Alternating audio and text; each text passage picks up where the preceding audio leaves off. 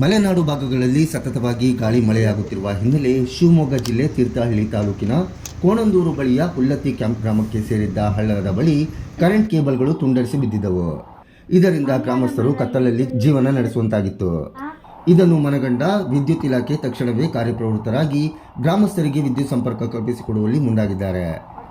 ತೀವ್ರವಾಗಿ ಬೀಸಿದ ಗಾಳಿಯಿಂದಾಗಿ ಹಳ್ಳದೊಳಗೆ 3 ಕರೆಂಟ್ ವೈರ್ಗಳು ತುಂಡರಿಸಿ ಬಿದ್ದಿದ್ದಾವೆ. ನೀರಿನ ಒಳಗೆ ಕರೆಂಟ್ ಎಷ್ಟು ಅಪಾಯಕಾರಿ ಎಂದು ತಿಳಿದಿದ್ದರೂ ಕೆಇಬಿ ಪವರ್ ಮ್ಯಾನ್ಗಳಾದ ಆದರ್ಶ ಹಾಗೂ ಅಭಿಷೇಕ್ ಹಳ್ಳದೊಳಗೆ ಇಳಿದು ಲೈನ್ಗಳನ್ನು ಜೋಡಿಸುವಲ್ಲಿ ಯಶಸ್ವಿಯಾಗಿದ್ದಾರೆ. ತಮ್ಮ ಜೀವವನ್ನೇ ಪಣಕ್ಕಿಟ್ಟು ವಿದ್ಯುತ್ ತಂತಿಗಳನ್ನು ಜೋಡಿಸಿ ಗ್ರಾಮಸ್ಥರ ಬೆಳಕಿಗೆ ಹೋರಾಟ ಮಾಡಿದ ಇವರ ಕಾರ್ಯಕ್ಕೆ ಗ್ರಾಮಸ್ಥರಿಂದ ಶ್ಲಾಘನೆ ವ್ಯಕ್ತವಾಗಿದೆ. ಟೈಟ್ ಅಂತ ನೀ ಹಚ್ಚಿಗೆ ಟೈಟ್ ಆಗ್ತೈತಿ. ಅಲ್ಲಿ ಫ್ಲೋ ಜಾಸ್ತಿ ಇದೆ, ಫ್ಲೋ ಜಾಸ್ತಿ ಇದೆ ಅಲ್ಲಿ. ವಾಪಸ್ ಬಂದ್ಯಲ್ಲ, ಹಂಗೆ ಮೇಲ್ ಬಾ, ಗಿಡದಲ್ಲೇ ಮೇಲ್ ಬಾ. ಆ ಗಿಡದಲ್ಲೇ ಮೇಲ್ ಬಂದು ಸಡನ್ ಆಗಿ ದಾಟಸಿ. ಹಾ, ನಾನೇ ಹಿಡ್ಕತ್ತೀನಿ. ನಿಂಗೆ ಹತ್ಲ ಬಿಟ್ರೆ ಮುಂದೆ ಹೋಗ್ತೀಯ ನೀನು ಸೀದಾ.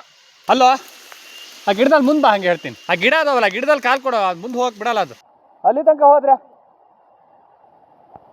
ನೀ ಕಟಿಂಗ್ ಪ್ಲೇಯರ್ ತರಲ್ಲ. ಕಟಿಂಗ್ ಪ್ಲೇಯರ್ ತಂದ್ರೆ ಇನ್ನೊಂದು ಐಡಿಯಾ ಮಾಡ್ಬೋದು. ಕಟ್ಟಾರ ವೈರ್ ಬಿಟ್ರೆ ಎಲ್ಲಿ ಹೋಗ್ತೀಯ ನೀನು?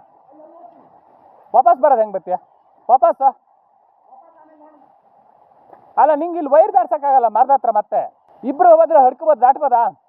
ಅಲ್ಲ, ನಾನು ಬಂದರೆ ಇಬ್ರು ದಾಟ್ಬೋದಾ?